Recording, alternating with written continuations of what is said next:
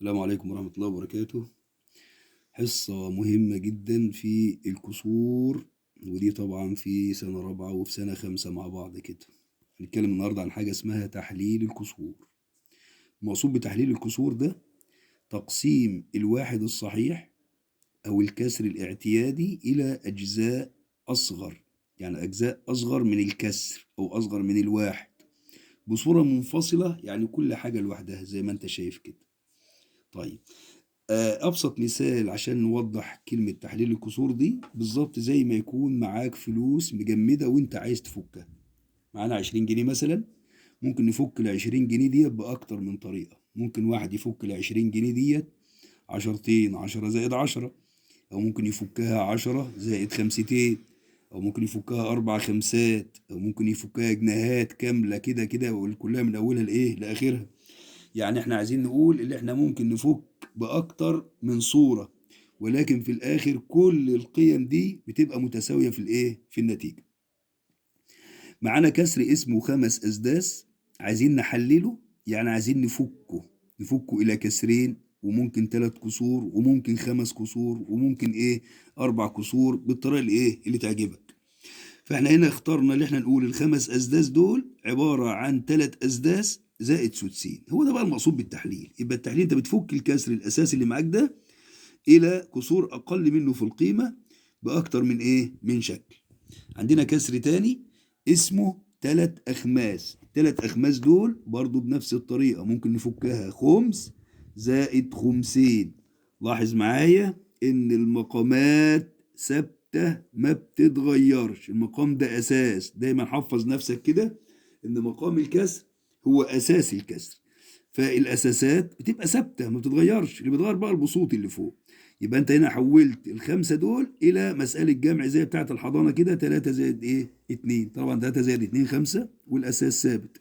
هنا نفس القصه، ثلاث اخماس، 1 زائد 2 3 والمقام ثابت، وهكذا. طيب ناخد مثال تاني. اكتب معادله توضح تحليل الكسر. كلمه معادله يعني مساله، عشان بس ما تصعبش الدنيا على نفسك يعني كده. مستعينا بكسور الوحده، يعني هتستخدم كسور الوحده. طب هو ايه اساسا كسر الوحده ده؟ كسر الوحدة هو أي كسر اعتيادي بسطه واحد. أي كسر بسطه واحد، زي الخمس، زي التسع، زي السبع. أي كسر اعتيادي البسط بتاعه واحد نسميه على طول كسر إيه؟ وحدة. طيب، لو أنت معاك سبع أجزاء وعايز تفكها إلى مسألة أو إلى معادلة بهذا الشكل، بس هتستخدم من ضمن الفكة بتاعتك دي كسر من كسور الوحدة على الأقل. يبقى انت هنا استخدمت التسع، وخدنا التسع كمان مرة، أصبح معانا تسعين، وإحنا كل اللي معانا سبع أتساع، فيبقى التسعين دول هفك الخمس أتساع اللي باقيين إلى تسعين زائد تلات أتساع. برضو المقام ثابت زي ما اتفقنا. لو أنت جمعت بقى المكونات اللي فوق دي هتلاقيها سبعة. واحد زائد واحد اتنين، اتنين واتنين أربعة، أربعة وتلاتة سبعة. يبقى السبع أتساع فكناها بالشكل ده. حللنا السبع أتساع بهذه الصورة، واستخدمنا من خلال التحليل بتاعنا ده كسور الوحدة. استخدمنا كسر الوحدة مرتين زي ما انت شايف كده. طيب ساعد نفسك بقى واشتغل معانا كده في كراستك انت كمان. الأربع أسباع برضو هنستخدم كسور الوحدة، استخدمناهم مرتين برضو اهو. سبع زائد سبع يبقى كده سبعين. سبعين من أربع أسباع يبقى باقي كمان سبعين. آدي الإيه؟ السبعين. تمام. طيب تعال بقى ناخد كده بعض المعلومات الهامة اللي انت هتستخدمها في ايه؟ في وحدة الكسور ديت بشكل عام يعني.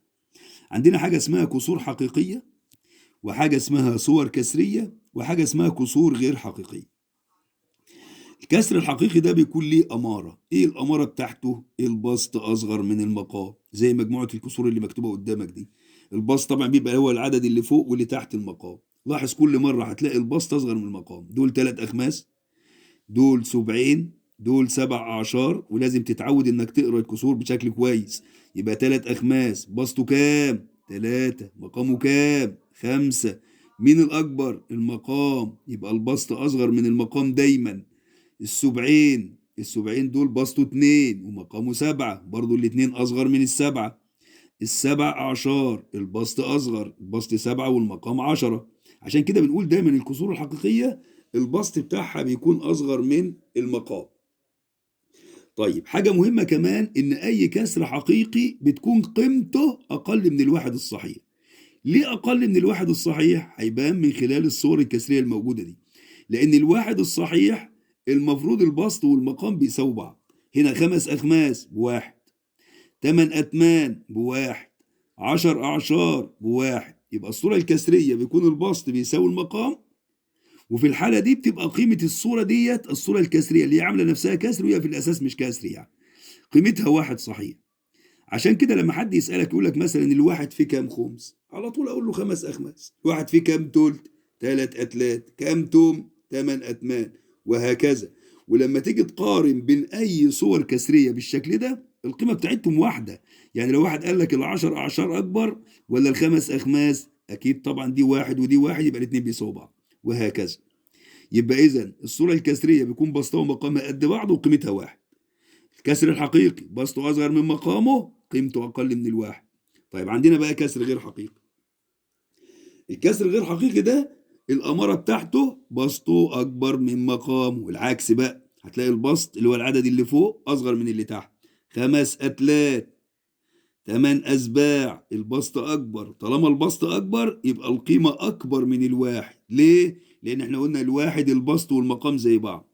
يعني الخمس أتلات دول فيهم واحد صحيح وكمان تلتين زيادة، لأن الواحد الصحيح بثلاث أتلات زائد تلتين. التمن أسباع واحد صحيح بسبع أسباع ويتبقى كمان سبع زيادة، يبقى ده أكبر من الواحد وده أكبر من الإيه؟ من الواحد. طيب عندنا كمان من الحاجات المهمة حاجة اسمها العدد الكسري. إيه العدد الكسري ده كمان؟ عدد ناتج من جمع عدد صحيح وكسر اعتيادي حقيقي. الشكل اللي انت شايفه ده، ادي عدد صحيح التلاتة، زودنا عليه كسر حقيقي بسطه اصغر من مقامه اسمه خمسين، فطلع معانا الشكل ده. الشكل ده بقى اللي احنا نقصد اللي هو عدد كسري. البسط اصغر من المقام ادي كسر حقيقي، وجنبهم عدد صحيح. طب لما نيجي نقراه نقول ايه بقى؟ نقول تلاتة صحيح وخمسين. ايوه كمان مرة، تلاتة صحيح دي سكة لوحدها، وبعدين اقول الكسر الايه اللي معانا. يبقى انا معايا تلاتة وخمسين او تلاتة صحيح وخمسين. مثال اخر، تسعة صحيح زائد سبع اتمام، برضو عدد صحيح زي ما هو قال وكسر حقيقي اللي هو سبع اتمان. يبقى انا عندي تسعة صحيح وسبع اتمان. يبقى ده المقصود بالكسر الايه او العدد الكسري. تعال بقى نتدرب مع بعض شوية كده على المفاهيم اللي احنا خدناها من شوية. هنا بيقول ضع في صورة كسر غير حقيقي. ايه بقى الكسر غير حقيقي؟ نفهم بعض بقى. كسر غير حقيقي بيكون بسطه اكبر من مقام. طب هو جاب لي عدد كسري، عدد صحيح وكسر. العدد الكسري اللي معايا اسمه 2 صحيح وسدس. الاتنين صحيح وسدس دول عدد صحيح وكسر، يعني عدد كسري. احنا عايزين نغير الشكل مع الحفاظ على القيمة، عايزين نغير صورة الاتنين صحيح وسدس إلى كسر غير حقيقي. بنعمل إيه؟ المفروض بقى اللي أنا عايز أفك الاتنين دي بنفس شكل الكسر اللي معايا، بكيفية الكسر اللي معايا. الكسور اللي معايا أسداس، يبقى أنا عايز أفك الاتنين ديت أسداس. طب أنا عايز أعرف الاتنين فيها كام سدس. عشان تعرف الاتنين فيها كام سدس بتضرب الاتنين دي في المقام اللي هو 6. الاتنين في 6 ب 12. يعني انت عايز تقول الاتنين صحيح دي فيها 12 سدس. لما بنضرب الاتنين في 6، مش عايزك تحفظ، عايزك تفهم انك بتضرب الاتنين في 6 علشان تفكها اسداس. يبقى انا لما ضربت الاتنين في 6 ب 12 اصبحت 12 سدس. تمام. وادي سدس كمان معانا اهوت، يبقى انا عندي 12 سدس زائد سدس يبقوا 13 سدس. احنا بقى مش كل مره هنعمل اللفه دي، لا احنا هنفهم على طول ان احنا بنضرب العدد صحيح في المقام ونزود عليهم البسط. يعني بننزل ضرب كده ونطلع جنب. فنقول 2 في 6 ب 12 زائد 1 13، يبقى كل الكسر اللي معانا والعدد اللي معانا ده هيمثل 13 سدس. نفس القصه بقى هنا 2 صحيح وتم، نقول مع بعض كده هننزل ضرب، يبقى 2 في 8 ب 16 زائد 1 يبقوا كل اللي معانا 17 تم، وهكذا. مثالين كمان اهم، عندنا 3 وخمس، 3 صحيح وخمس. هننزل بقى بنفس الكيفية، 3 في 5 ب 15 زائد 1 يبقوا 16 خمس. العبرة في الموضوع انك تفهم رأس السؤال عشان تقدر تنفذ بشكل كويس. آخر مسألة هنا بيقول معانا 1 صحيح ونص برضه هنعمل نفس الحكاية، هنقول واحد صحيح أو واحد في اتنين باتنين، يعني الواحد في نصين زائد النص اللي معانا يبقوا كلهم تلات تنصاص، يبقى واحد في اتنين باتنين زائد واحد يبقوا تلاتة على اتنين، يعني تلات تنصاص.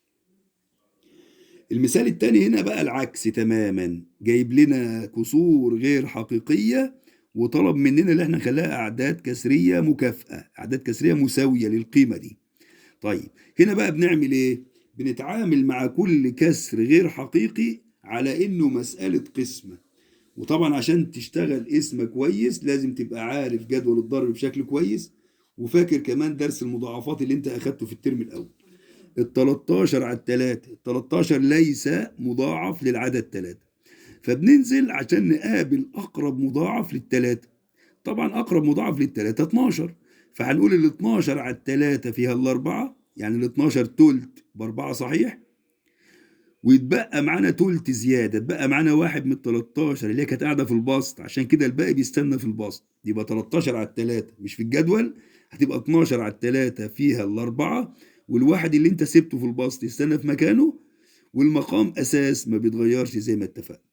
نفس الطريقة هنا بقى 9 على 5، التسعة برضو ما هياش من مضاعفات الخمس، فهننزل لغاية الخمسة، خمس أخماس، خمس أخماس بواحد صحيح، ويتبقى المرة دي أربعة من التسعة، أربع أخماس، يبقى واحد صحيح وأربع إيه أخماس. عايز تتحقق وتتأكد من إجابتك، بتنزل ضرب وتطلع جمع زي ما احنا قلنا فوق، فأنت هتقول واحد في خمسة بخمسة زائد الأربعة يبقوا تسعة، والمقام بتاعك ثابت زي ما هو خمسة. طيب معانا خمس أرباع، خمس أرباع، الخمسة ما تقبلش على الأربعة أو مش في جدول الأربعة، أقرب مضاعف للأربعة هو الأربعة، أربعة على أربعة واحد، والواحد اللي أنت سبته في البسط، أما المقام ثابت زي ما هو. طيب من الحاجات اللي أنا عايزك برضو تدوس عليها كويس جدا حكاية تبسيط الكسور. ضع في أبسط صورة، يعني معانا أرقام كبيرة عايزين نخليها أرقام صغيرة مع الحفاظ على قيمة الكسر بنفس القيمة. لما يقول لك ضع في ابسط صوره يبقى انت هتستخدم عمليه القسمه، بتلم الدور بالبلدي كده، عايزين نلم الدور، بدل ما معانا 12 و15 عايزين نحولهم الى ارقام اصغر في الشكل مع الحفاظ على قيمه الكسر زي ما هي. طيب هنا بقى نعمل ايه؟ هنقول ال 12 وال 15 دول في جدول ايه، او ايه العامل المشترك اللي بينهم؟ العامل المشترك بين ال 12 وال 15 هو الثلاثه، فلما تيجي تقسم هتقسم فوق على الثلاثه وتحت على الثلاثه. ليه بقى؟ علشان تحافظ على قيمة الكسر، لأن خلي بالك إن التلات أتلات دول بواحد صحيح. لما بنيجي نقسم على الواحد الصحيح القيمة ثابتة، يعني نقول مثلا خمسة على الواحد هتطلع خمسة، سبعة على الواحد تطلع سبعة، يبقى القسمة على واحد ما بتغيرش القيمة. في الكسور بقى هتغير لنا الشكل، ولكن هتحافظ على قيمة الكسر. يبقى أنت هتقول 12 على التلاتة 4، 15 على التلاتة 5، يبقى الأربع أخماس دي نفس قيمة الإيه؟ 12 على 15. مثال كمان 63 على 72، تعال ندور على العامل المشترك الأكبر بين ال 63 وال 72. من خلال حفظك لجدول الضرب هتلاحظ إن ال 63 حاصل ضرب السبعة في 9، ال 72 حاصل ضرب التمانية في 9. من النطق بتاعك كده هيبان إن التسعة هي العامل المشترك بين البسط والمقام، يبقى هنقسم على التسعة فوق وتحت البسط والمقام. 63 على التسعة 7، 72 على التسعة 8، يبقى إذا 63 على 72 هي هتبقى في أبسط صورة 7 أتمان. نفس الكلام حتى لو جاب لك أعداد كسرية، عدد صحيح وكسر، العدد الصحيح هنا مجرد شاهد على الاختصار، يعني مش هتأثر خالص بموضوع الاختصار ده. بنطلع التلاتة زي ما هي، ومعانا 18 على 24. لما ندور في دماغنا شوية كده من خلال جدول الضرب هنكتشف ان ال 18 وال 24 دول في جدول الستة، او هم العامل المشترك الاكبر بينهم 6، فهنقسم 18 على الستة تبقى فيها التلاتة، 24 على الستة فيها الأربعة، يبقى 3 و3 أرباع. نفس الكلام 5 صحيح و9 على 15، هناخد الخمسة زي ما هي، والتسعة والخمستاشر العامل المشترك اللي بينهم 3، لو قسمنا التسعة على التلاتة فيها التلاتة، 15 على التلاتة فيها الخمسة، يبقى الخمسة صحيح و9 على 15 بنفس قيمة 5 صحيح و3 إيه أخماس.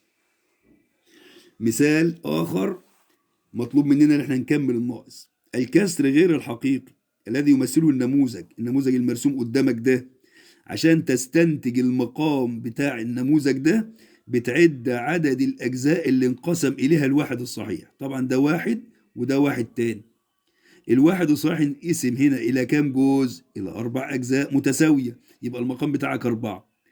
طيب عشان بقى نستنتج البسط بنعد الأجزاء المظللة في الصورة بتاعت النموذجين الاتنين اللي جنب بعض. هنا ظل ال4 أجزاء وهنا ظل ال3 أجزاء من ال4، يبقى كل الأجزاء المظللة 7، يبقى هنا 7/4. خلي بالك ال7/4 دول قيمتها واحد صحيح اللي هو الجزء اللي ظلله ده، و3/4. واحد صحيح و3/4، بس هو عايز هنا كسر غير حقيقي يعني بسط وإيه ومقام. نقول تاني، بتستنتج المقام اللي هو لتحت ده ازاي؟ بتاخد وحدة كاملة باللي عندك دول وتشوفها اتقسمت إلى كام جزء. عدد الأجزاء 4 يبقى المقام 4. في مسألة تانية عدد الأجزاء 2 يبقى المقام 2. عدد الأجزاء 5 يبقى المقام 5. لكن البسط بتعد كل الأجزاء الإيه اللي اتظللت في النموذجين أو الثلاثة حتى المرسومين قدام.